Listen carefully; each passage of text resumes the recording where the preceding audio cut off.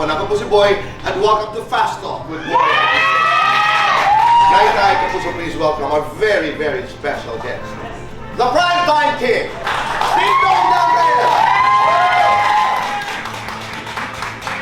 Happy anniversary. Better begin our anniversary celebration than being honored by your presence. Salamat po.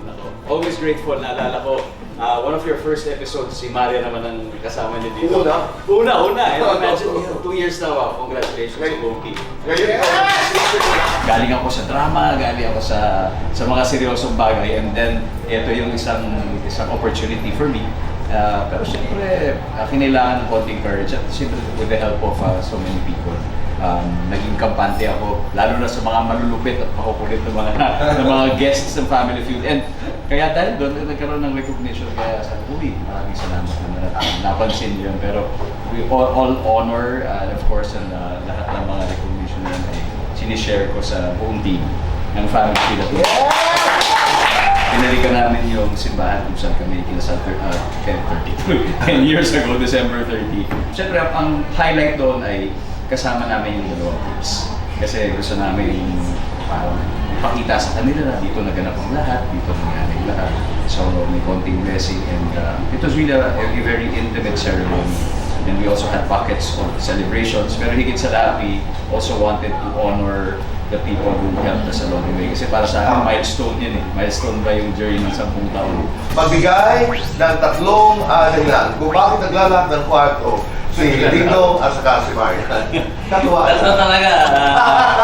Una, siyempre pag mag-uusap, masisita. Walang gulo. Pangalawa, kami magkakanta. Kasi may kami mag-video ka lately. Hindi pa rin. Ayaw nyo ma-stop mo kapag kumakanta, di ba? Oo. At saka, pangatlo, siyempre pag matutulog ka. Magbigay ng tatlong dahilan kung bakit umiinit ang ulo ni Maria.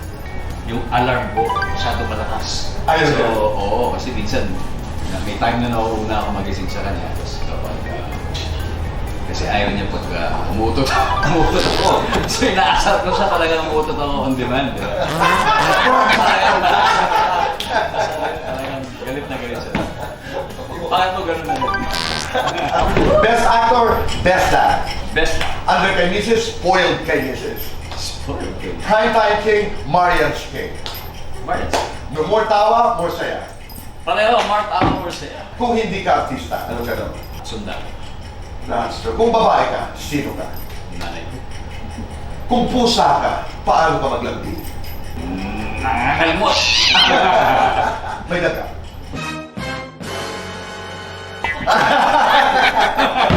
Lights on or lights off? Happiness or chocolates? Happiness. Best time for happiness. All the time. Complete the sentence. I am many, but first I am. Much. Oh.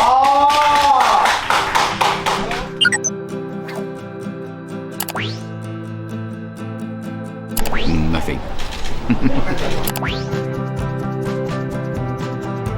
Gusto kong gumanap ng isang biopic. Pwede. Or parang something like, parang Joker.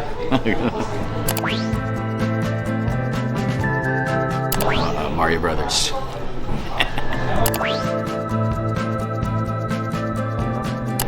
Di ko alam, tanong niyo tatay ko.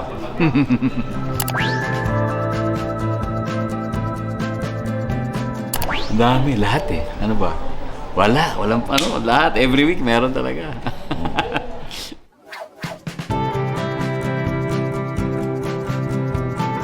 Kung gagawing pelikula ang iyong buhay, ano magiging pamagat nito at sino gusto mong gumanap sa pelikulang ito?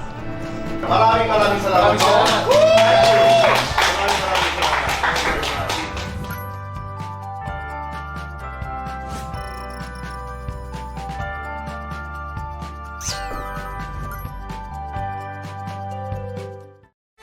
Tawa, tawa, tawa, tawa, tawa, tawa, tawa.